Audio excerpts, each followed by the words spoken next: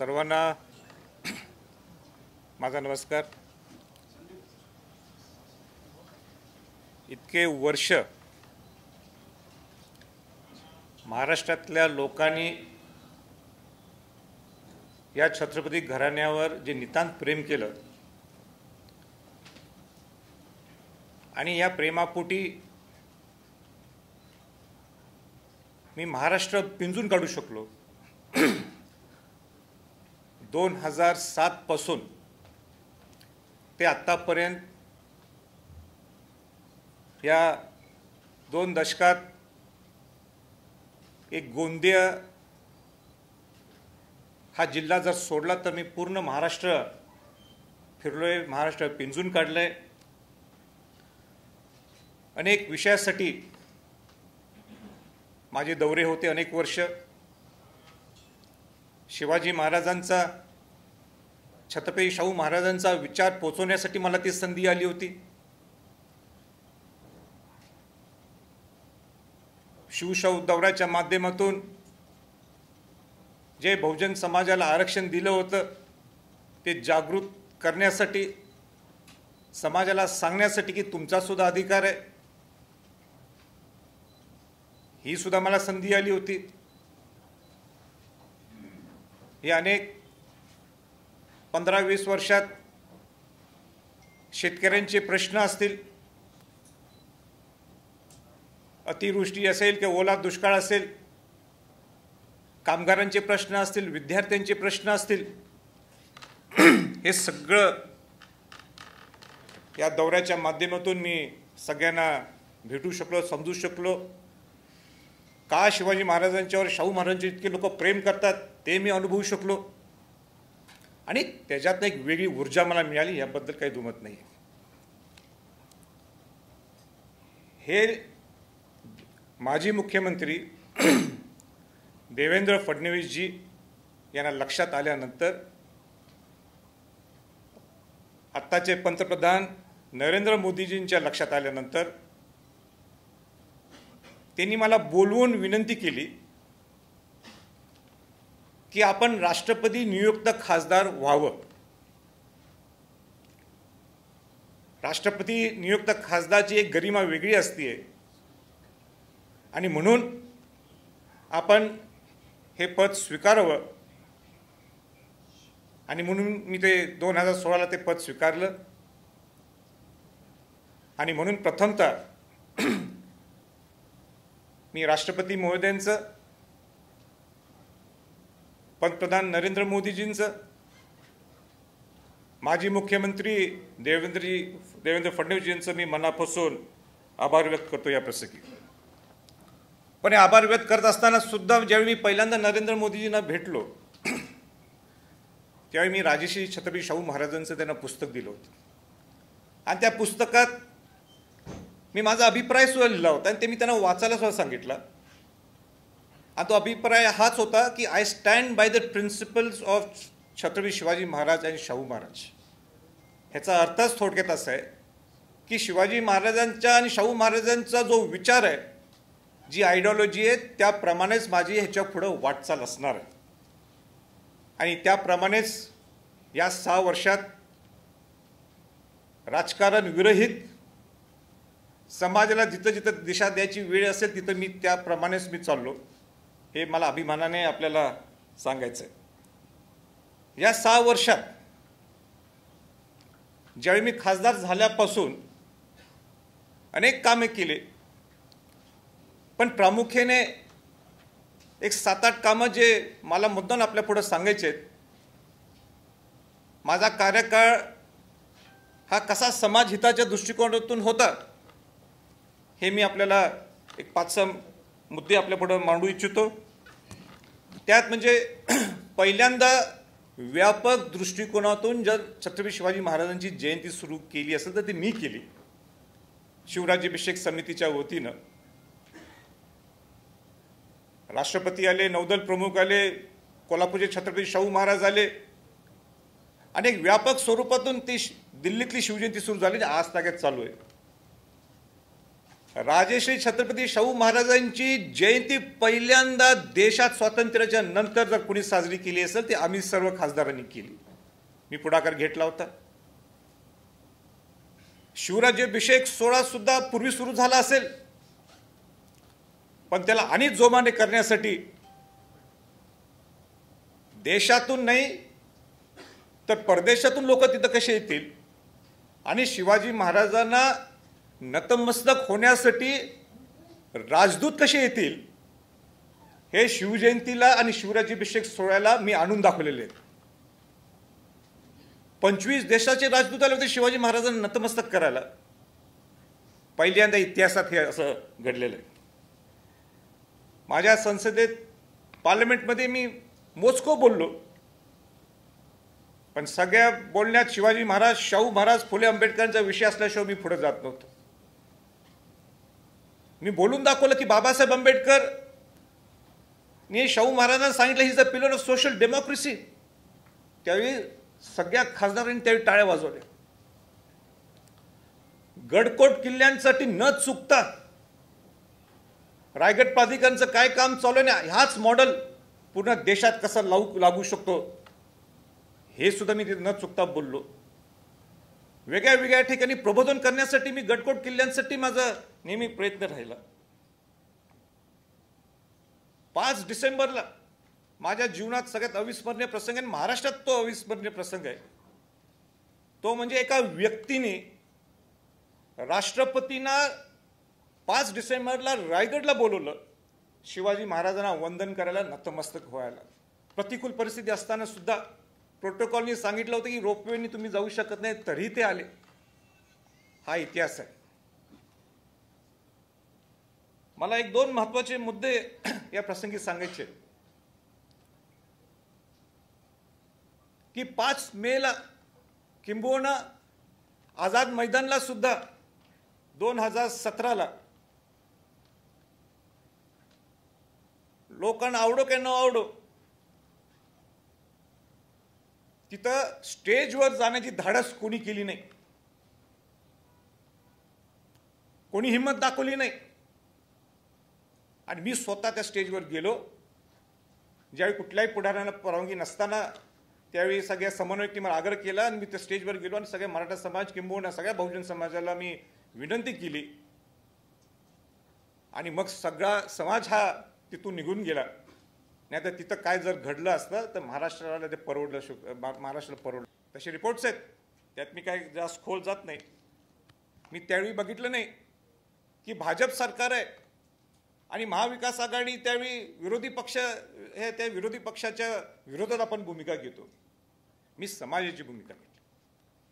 तसंच आरक्षण रद्द ज्यावेळी झालं 5 मेला त्यावेळी मी आत्ताच्या महाविकास आघाडीची बाजू घेतली. महाविकास आघाडीची माझं जमते म्हणून समाजाला दिशा देण्यासाठी मी बाजू घेतली. त्यावेळी भाजपला वाटलं असेल की मी विरोधात भूमिका घेतोय, पण माझी भूमिका ही राष्ट्रपती नियुक्त खासदार असल्यामुळं आणि समाजाचा हित पाहण्यासाठी ही सगळी मी ती भूमिका घेतली. मी कुठंही या 6 वर्षात राष्ट्रपती नियुक्त खासदारची जी गरिमा असते, जे महत्त्व असते, ते मी कुठं कमी पडून दिलं नाही. पण हे सगळं होत असताना हे कशामुळं घडलं, हे का जमवू शकलं मला? कारण का माझ्या हातात आवडो काय नवडो परत ती सत्ता होती. 1-2 उदाहरणं सांगायचे. सत्तेत असल्यानं तुम्ही चांगला ते सत्तेचा उपयोग करून घेतला तर तुम्ही समाजाचं कल्याण करू शकता. उदाहरण, रायगड किल्ल्याचं संवर्धन जतन जे चालू आहे, पुरातत्व खात्यातून एक दगड सुद्धा हलवू शकत नाही. आज तिथं माझा दबदबा असल्यामुळं आज पुरातत्व खातं सुद्धा माझ्या एक गोष्टीला ऐकून घेते आणि देशात पहिल्यांदा शिवाजी महाराजांचा किल्ला आणि सगळ्यात जगातला मोठा किल्ला रायगड, दुर्गराज रायगडचं संवर्धन जतन चालू झालेलं. ही केवढी मोठी गोष्ट आहे. का घडू शकलं? हे हातात न कळत सत्ता असल्यामुळं. मी दिल्लीत त्यांच्या तिथं बसून त्यांच्या मानगुट्यावर बसून मी सगळे हे कामं करू शकलो. दुसरं उदाहरण मला द्यायचं आहे की ज्यावेळी सांगलीत आणि कोल्हापूरला जो महापूर आला होता, महापूरमध्ये माझं काय योगदान आहे त्याच्यावर मला काही इथं आज बोलायचं नाही आहे, पण NDMCच्या माध्यमातून आणि दिल्लीत बसून छत्रपती घराण्याचे नेहमी लष्करचे असणारे चांगले संबंध हे लक्षात ठेवून मी 14 नौदलच्या तुकड्या हे दिल्लीतनं घेऊन मी स्वतः त्यांच्या प्लेनमधनं कोल्हापूरला आलो.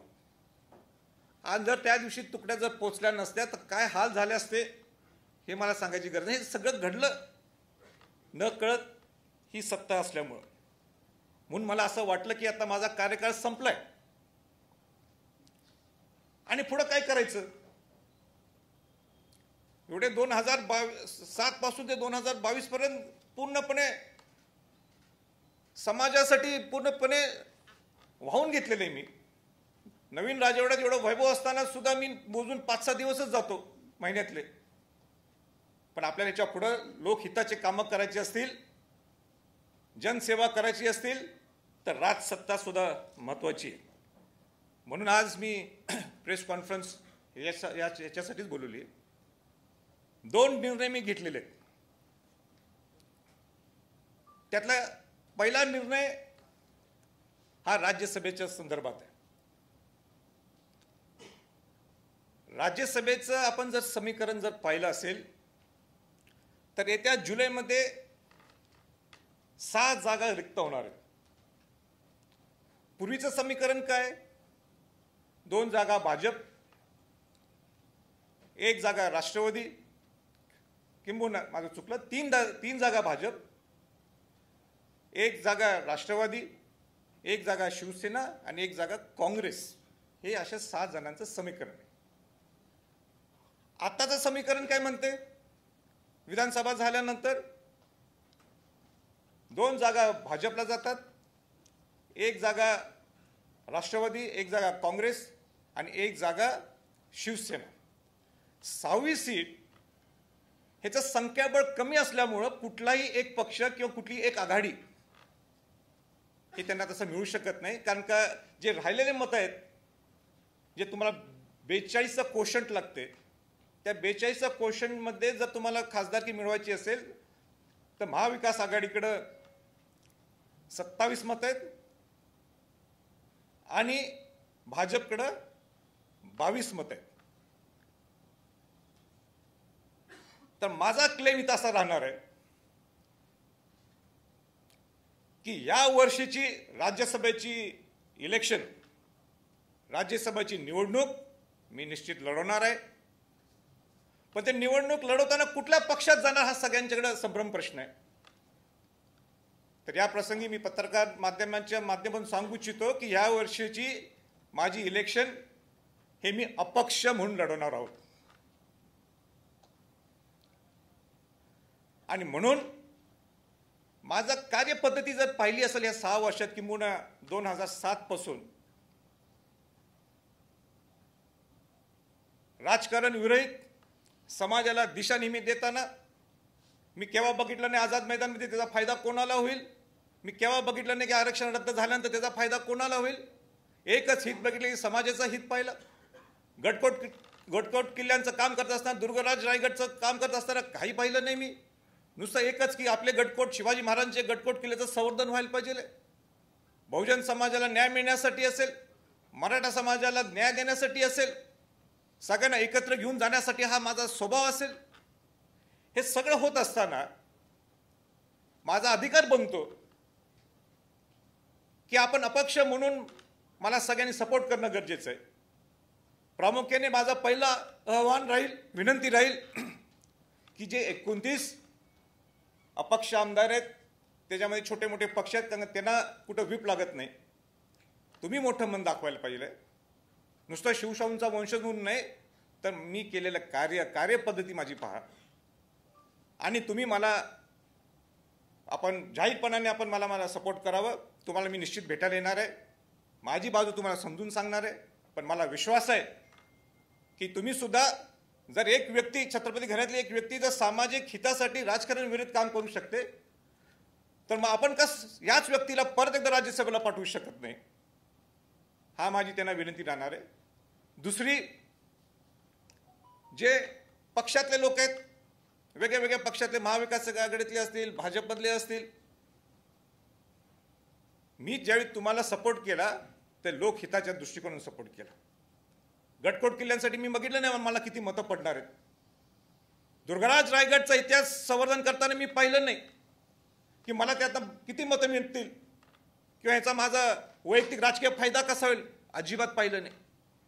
2007 पासून बाहेर पडलोय मी आजपर्यंत, मी पाहिलं नाही की मला काय फायदा होईल याच्यातला.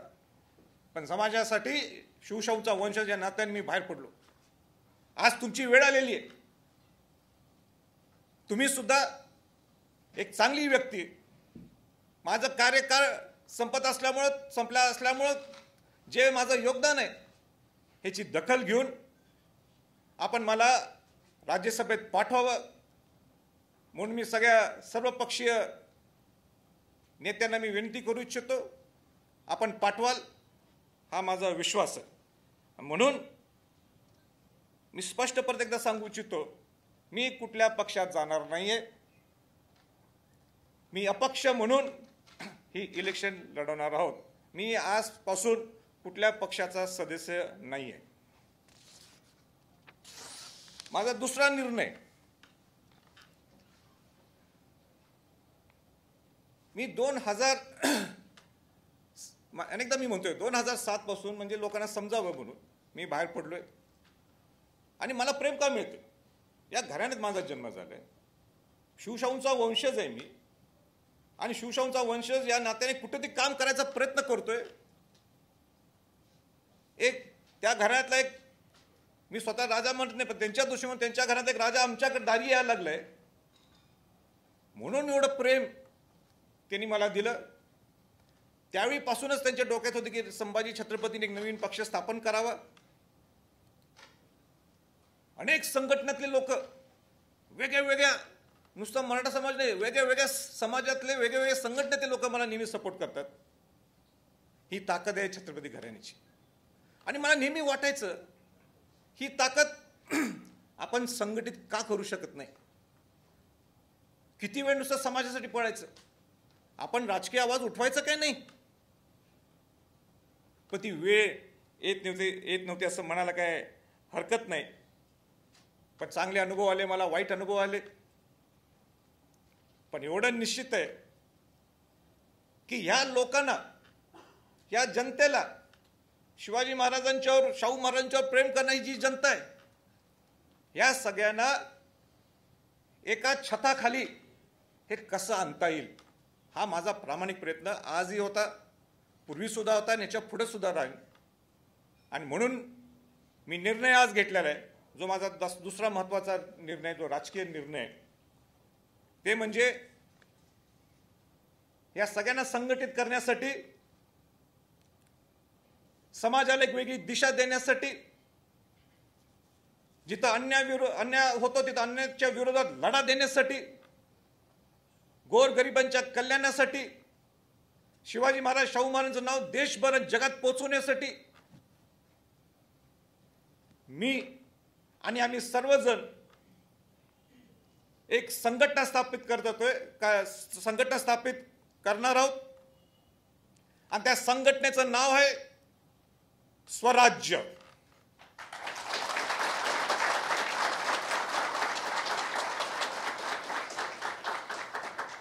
स्वराज्य या संघटना ह्याचा प्रसार होण्यासाठी, स्वराज्य संघटित करण्यासाठी मी लवकरच या महिन्यातच, ज्याप्रमाणे शिवशाहूचा दौरा मी महाराष्ट्रात केला होता, पिंजून काढला महाराष्ट्र, त्याप्रमाणेच महाराष्ट्राचा दौरा लोकांच्या भावना समजून घेण्यासाठी, लोकांना विश्वासात घेण्यासाठी आणि लोकांना स्वराज्याच्या नावाखाली संघटित करण्यासाठी हे स्वराज्य, ही संघटना आज मी डिक्लेअर करू इच्छितो, ती स्थापन झालेली आहे.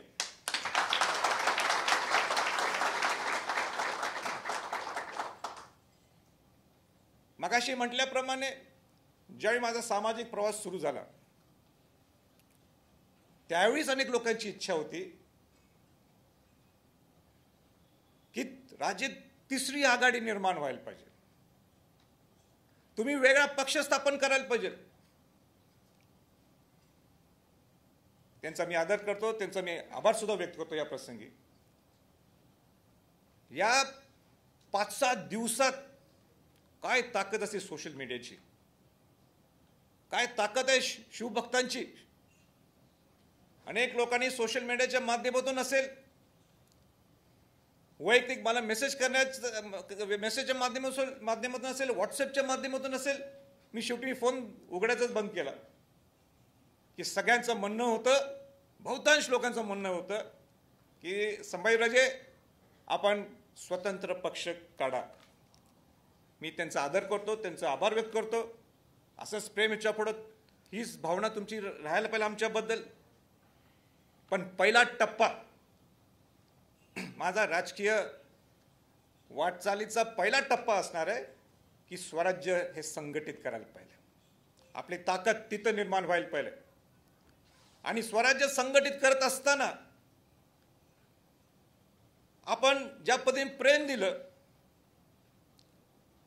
आपण ज्या पद्धतीने ताकद दिली, पण मी या प्रसंगी एवढंसं सांगू इच्छितो, ही संघटना, हे स्वराज्य उद्या राजकीय पक्ष झाला तरी काही वावगं समजू नये. माझी त्याला तयारी सुद्धा आहे.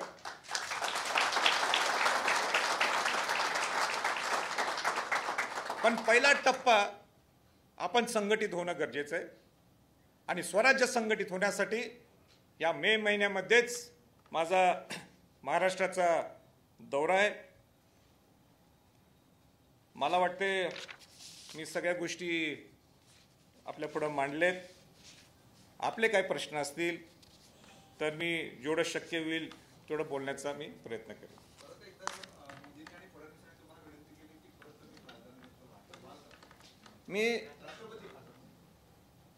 मी स्पष्ट क्लिअर केलेलं आहे, मी अपक्ष म्हणून राज्यसभेचे इलेक्शन लढवणार आहोत. मी कुठल्या पक्षाचा सदस्य नाही आहे.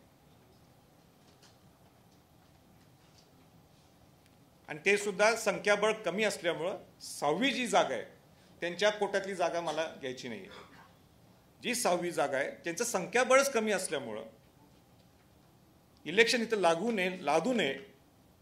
आणि म्हणून सगळ्यात ज्यांनी समाजासाठी एवढं योगदान दिलंय आणि माझं माझे काम करण्याची पद्धत जर त्यांनी सगळ्यांनी पाहिली तर त्यांनी ते राज्यसभेची सीट मला त्यांनी द्यावी, मला पाठवावं, हे माझं म्हणजे मला विश्वास आहे ते करतील सगळेजण.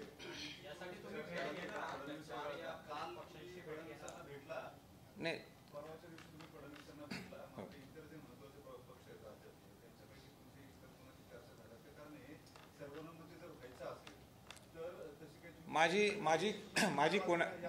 माझी कोणाशीही चर्चा झालेली नाही आहे. देवेंद्रजी फडणवीसांना सुद्धा मी भेटलो. त्याला कारण हे होतं की त्यांना धन्यवाद देण्यासाठी, त्यांचा आभार व्यक्त करण्यासाठी, कारण त्यांनी मला संधी दिली होती. जे तुम्ही म्हटलं हे समीकरण जुळवायचं असेल तर या सगळ्या पक्षातल्या लोकांनी एकत्र यायला पाहिजे, किंवा जे काय असेल ते राजकारण मला अजून समजत नाही, आता शिकायला लागलो. आणि जे 29 आमदार जे अपक्षनीय असतील, मी सगळ्यांची भेट घेणार आहे. भेट घेणं काही चुकीचं नाही आहे. म्हणून मी पहिला टप्पा माझा हा असणार आहे की सगळ्या 29 आमदारांना मी आवाहन करू इच्छितो, त्यांना विनंती करू इच्छितो की तुम्ही यायला पाहिजे. कारण 10 अनुमोदक लागतात ना. 10 जर तुम्हाला उभारायचं असेल तर 10 अनुमोदन करण्यासाठी या 10 आमदारांनी पुढे यायला पाहिजे. म्हणून आपण या. पाठोपाठ मी लगेच सगळे जे प्रमुख नेते असतील त्यांना सुद्धा मी भेट घेईन. काय त्यात काय कमीपणा वाटण्याचं काही नाही.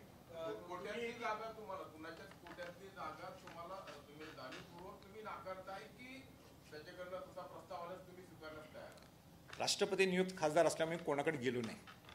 आणि म्हणून मला त्यांना डिस्टर्ब सुद्धा करायचं नाही. जो माझा अधिकार आहे तो आपण मागू. आणि म्हणून मी आज ठरवले की आपण अपक्ष म्हणून जायचं. त्यांना अपक्ष म्हणून जर सन्मान करायचा असेल तर ते मला सांगतील, नाही तर आपला मार्ग आहे चालू. नाही, आता मी माझी मानसिकता तयार मी केलेली आहे की अपक्ष म्हणूनच लढवणार. तुम्ही एकीकडे म्हणताय की मी अपक्ष निवडणूक लढवणार आणि दुसरीकडे संकेत देताय स्वराज्याच्या माध्यमातून जर हा पुढे राजकीय पक्ष जर झाला तर तुम्हाला कसं वाटतंय की नाही, हे बघा, आज तो विषय नाही आहे. आज तर तो विषय नाही. तो विषय मी का बोललो, कारण का तुम्ही स्वतः बघितलं असेल की ज्या पद्धतीने सोशल मीडियावर मुवमेंट चालू झालेली आहे, ज्या पद्धतीने मला 2007 पासून मी जसं बाहेर पडलो त्यावेळीपासून मला लोक बोलतात, असं ना कोणी पक्ष काढणं हे काही चुकीचं नाही ना. का काढू नये? काय दुसऱ्याने काढायचं नाही, आम्ही काढायचं नाही असं कुठलं काय? पहिला आमचा टप्पा आहे. मला समजून माझी ताकद सुद्धा काय. आपण स्वराज्य संघटित करू आणि मग पुढे ठरू.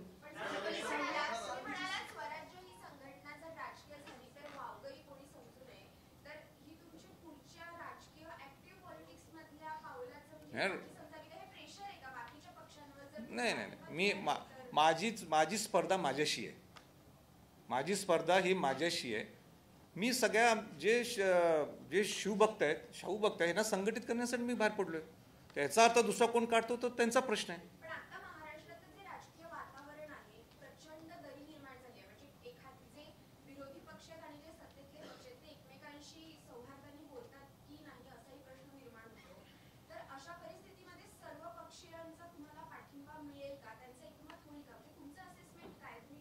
मी असेसमेंट काय केलं नाही, पण एवढं मला माहिती आहे की जेच मागावचं मी बोलत होतो की 6 वर्षाचा माझा कार्यकाळ पाहिला तर मी पोषक उमेदवार आहे सर्वांसाठी. आगामी निवडणुका होत आहेत स्थानिक स्वराज्य संस्थांच्या. आता आपली संघटना आहे, आपले कार्यकर्ते पक्षांचे आपल्याला मानणारे आहेत, वेगवेगळ्या पक्षात जरी असले तर त्यांनी काय भूमिका घ्यावी?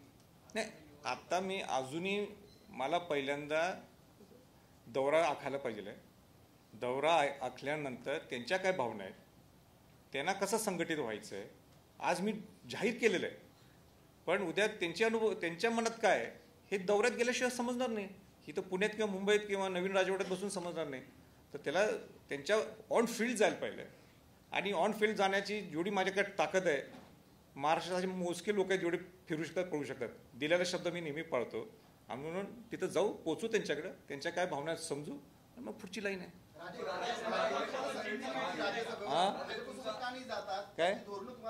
काय म्हटलं? आहे बघा, 6 वर्ष राष्ट्रपती नियुक्त खासदार झाल्यामुळं त्यांनी शिफारस केली नरेंद्र मोदीजींनी, म्हणून मी त्यांना आभार व्यक्त केलं. मी कोणाच्यावरच निघालो नाही ना. नाही, पण त्यांचा आभार व्यक्त केलं ना मी. पहिलं माझी सुरुवातीलाच मी त्यांचा आभार व्यक्त केलं. मी देवेंद्र फडणवीसांना जाऊन आभार व्यक्त केलं मुंबईत, आणि काय आभार व्यक्त करायचं. म्हणून आता मी माझी लाईन क्लिअर आहे, अपक्ष म्हणून.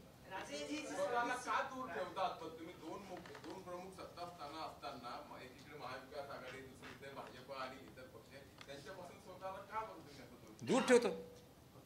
अरे लोकांना आवडलं ना, की जनतेला आवडलं की राजकारण विरहित सुद्धा त्यांना छत्रपती पाहायचं आहे. छत्रपती हा घराण्यात जन्म झाल्यामुळे जरा सगळ्यांना घेऊन जायचा त्याचा स्वभाव असतो. पण आता कुठेतरी राजकारणात काय यायला पाहिलं की सडेतोड सुद्धा बोलता यायला पाहिजे. पूर्वी जरा सांभाळून बोलायचं नाही. आता जर चुकलं तर तिथल्या तिथं करेक्ट व्हायला पाहिजे. मत दाबून ठेवायचं नाही, ही लाईन आहे. हां, नाही, अजून चिन्ह काय ठरवलं नाही आहे. चिन्ह काय ठरवलं नाही, कलर कुठला ठरवलं नाही आहे. जसं दौऱ्यात जाऊ त्यावेळी सांगतील लोक, हा कलर घ्या, हे चिन्ह घ्या. पण रक्तात आणि हृदयात हा केशरी पट्टा तर कोणी काढून घेऊ शकत नाही.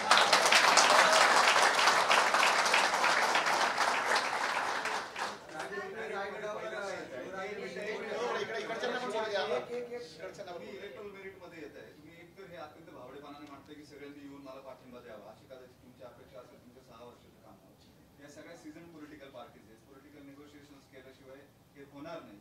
तुम्ही हे निगोशिएशन्स कसे करणार आहात? अगदीच इतकं प्रांजळपणे तुम्ही जर सांगताय की त्यांनी मला पाठिंबा द्यावा किंवा मी त्यांच्याकडे जाईल, तर हे सरळ पॉलिटिकल मॅटर आहे. तुम्हाला एक भूमिका कुठली तरी घ्यावी लागेल, या बाजूची किंवा त्या बाजूची. सगळे मिळून तुम्हाला आणून तुम्ही पुन्हा एक नवा राजकीय पर्याय देताय हे सुद्धा त्यांना सांगताय. नाही नाही मी मला पाठिंबा सगळे मिळून बाबा मी बाबडच आहे हं? आणि मी शिकायला लागले राजकारण हं? आणि उद्या काय करते ह्याच्या पुढे बघू ना. आणि नाही दिला तर सुद्धा माझ्याकडे पर्याय तयार आहेत. साताऱ्याचा आपण अनुभव पाहिलेला आहे म्हणजे नाही साताराचं ते माझे भाऊबंद आहेत, माझे भाऊ आहेत ते, त्यांच्याबद्दल मी काही प्रतिक्रिया देणार. हां मी कोण सांगणार ते. माझी इलेक्शन लढवायची तयारी आहे. मला दहा जे आपले अपक्ष हे आहेत आमदार आहेत त्यांनी मला अनुमोदन दिलं ना, आपण निघालो इलेक्शन. मला तयार कशाला करायची गरज आहे. बघूया ना येतात तेच मला बघायचं ना. आता तेच मला बघायचं आहे बाबा, ऐका ना, तेच मला बघायचं आहे. ते कोणाला पाठिंबा दिलेत माहित नाही, पण ते इकडे तिकडे करू शकतात. त्यांना काय ओपन बॅलेट नाही आहे, त्यांना ओपन बॅलेट नाही. ते कोणालाही सपोर्ट करू शकतात. त्यांच्यातलं सिंगल पार्टी सुद्धा कोणालाही सपोर्ट करू शकते. मला हेच बघायचं आहे की शिवाजी महाराजांचं नाव तुम्ही घेता, शाहू फुले आंबेडकरांचं नाव घेता आणि त्यांचा वंश शाहू फुले आंबेडकरच्या नावाने काम करतो. जे मी 6-7-8 मुद्दे मी मोजके सांगितले, ह्याच्यात जर राजकारण विरोध कोणाची तिकडे सहयोगी सदस्य असताना सुद्धा मी महाविकास आघाडीची बाजू घेते, असं कोण करते का? पण मी केलं आहे. बघू ना आता किती बोलायचं. हां नाही दाबून विषय नाही काय नाही ते काय थोडं तसं माझं ते ॲक्च्युली वाक्याचं इंटरप्रिटेशन चुकीचं होऊ शकते. आणि मी बोलणं सुद्धा तो पॉईंट जरा सरस तो किती पॉईंट नव्हता, पण उलटं काय आत्ता असून दे पूर्वी असून दे, चुकलं की आपण बोलायचंच. हां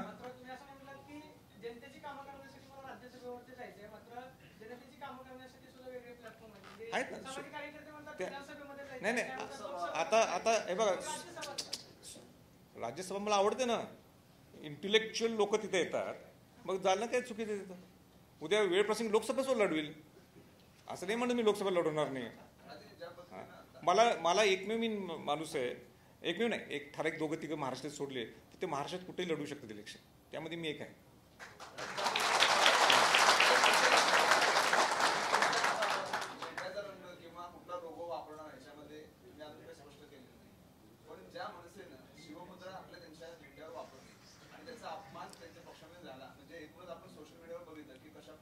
ठीक आहे, लोकशाहीत सगळं चालतंय, लोकशाहीत सगळं. शिवाजी महाराज सर्वांचे आहेत, ते त्यांचं ते बघतील ना, मला त्यात काय पडेल.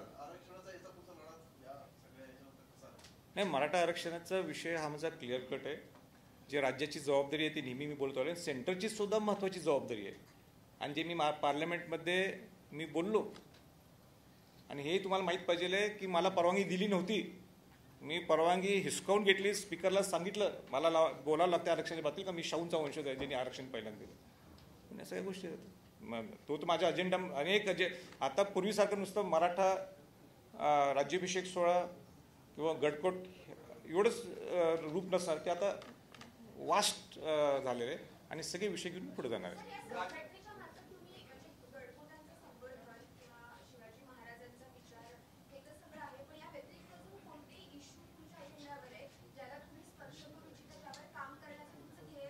तेच दौऱ्यात हे सगळ्या गोष्टी सगळ्याच क्लिअर होतील. पण पहिला निश्चित आहे ह्या गडकोट किल्ल्यांच्या बरोबर किंवा शिवराज्याभिषेक सोहळ्याच्या बरोबर तो शेतकऱ्यांचा विषय हा माझा जिव्हाळ्याचा प्रश्न आहे. आणि शेतकऱ्यांचा विषय हा माझा अजेंडावर असणार आहे. बाकीचे विषय ऑटोमॅटिकली लोकांना भेटल्यानंतर ते सगळे, आणि भेटलं मला सगळं माहीतच आहे मला, पण प्रत्यक्ष त्यांच्याकडे ऐकून घ्यायचे बस. हां मला आवडलं आणि माझा अधिकार आहे.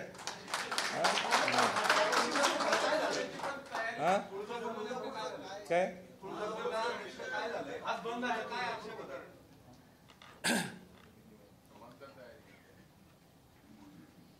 कोल्हापूर करवीर छत्रपतींचे कुलचार हे त्या प्रशासकीय लोकांनी समजून घेतले नसतील. जे घडलं ते चुकीचंच घडलेलं आहे, त्यामध्ये काय दुमत नाही आहे. इंग्रजांची राजवट होती, निजामांची राजवट होती, त्यावेळी हा कायदा त्यांनी का आणला नाही हो? आत्ता सुचलं त्यांना हा कायदा आणायचा. करवीर छत्रपतींचे कुलचार जे आहेत ते कसे तुम्ही चालू ठेवलेत मग ते उडून का टाकत नाही? पहिला निवेद सकाळी, संध्याकाळचा निवेद, पहिला अभिषेक, संध्याकाळचा अभिषेक, देवीच्या वर ठेवणारं फूल हे छत्रपतींच्याकडनं दिलं जातं.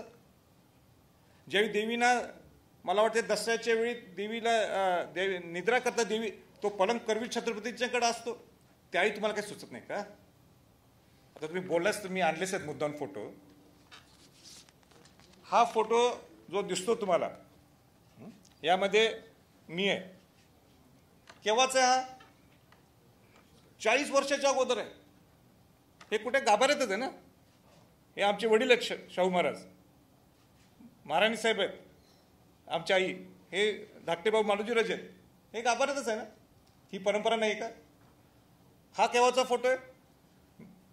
मी शेवटी गेलो होतो, जे आतून दर्शन घेतलं त्यावेळीच आहे.